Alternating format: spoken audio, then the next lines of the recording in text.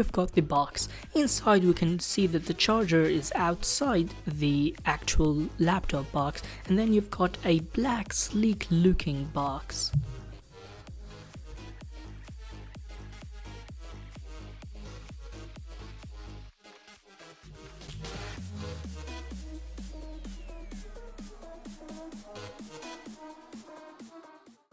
And here we have this lovely laptop.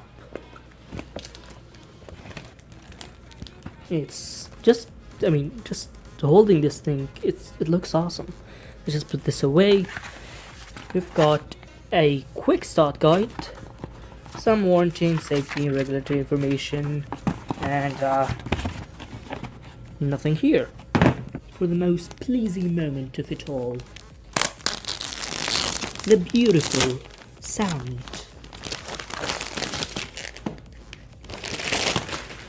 Here is the 128GB model. It's an i5, and that's about it.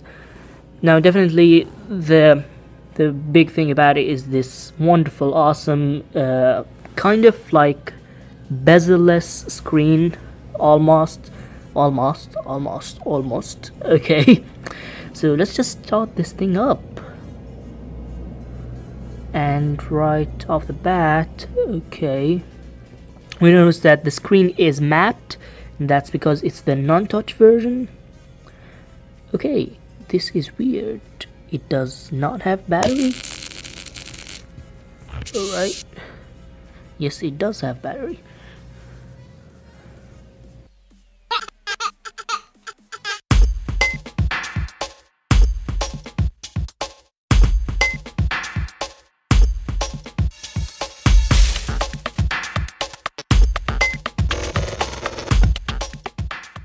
Okay, so this is kind of my first impression of this device. Now, at first glance, this thing is light, awesomely light, and the keyboard, for now, it looks good. It certainly feels like it's gonna be decent. That everything's setting up. Let's just take a look around the ports that we have on the device right here. So we've got an SD card and a USB 3.0. There's the speakers. Go back to the other side, and what have we got here? Now this is a USB Type-C, which is awesome, and then you've got a USB 3.0, a headphone jack, and the power jack. That's about it. Now if you want HDMI and VGA and even one for the internet connection cable, you'll just have to buy an adapter. It's $74 on the Dell website, but on Amazon it's about $55, and this kind of a travel adapter would give you all of those connections. And right here you've got the camera stacked right here, and this is kind of the biggest con of this laptop, because if you're video calling someone, you kind of, let's say, they kind of see your nostrils, so you have to make sure they're clean when you do a video call. Okay, let's start. Awesome. Okay, right off the bat, this screen is gorgeous. Now this camera does not do it good. It is really gorgeous.